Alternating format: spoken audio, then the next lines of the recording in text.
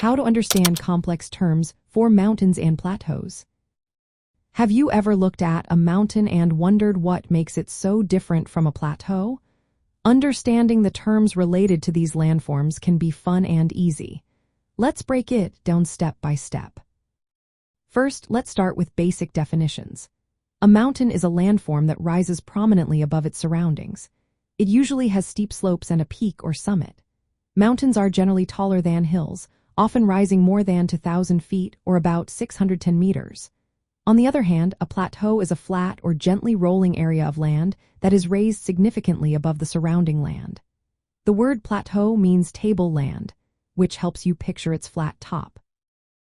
Next, let's look at some key terms that describe these landforms. Elevation refers to how high a landform is above sea level. Relief is the amount of elevation change in an area.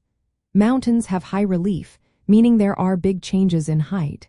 Plateaus have low relief, which means they are mostly flat. The summit is the highest point of a mountain, while a cliff is a steep or vertical rock face often found on the edges of plateaus. Now, how do mountains and plateaus form? Mountains usually form through tectonic activity. This happens when Earth's plates push against each other. This pressure causes the land to fold, crumple, or be pushed upward. Plateaus can form in several ways. They can be uplifted flat land by tectonic forces.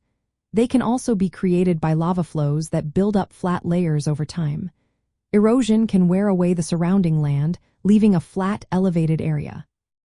To connect these terms with real places, think about Mount Everest. It is the highest mountain in the world, with a sharply peaked summit. The Tibetan Plateau, known as the roof of the world, is the largest and highest plateau.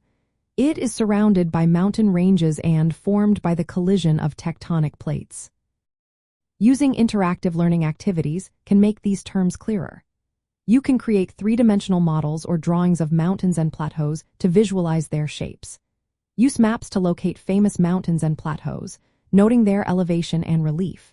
You can simulate tectonic movements with simple materials like clay to see how mountains and plateaus form. Discuss how erosion changes these landforms over time, such as rivers carving valleys in mountains or breaking down plateau edges.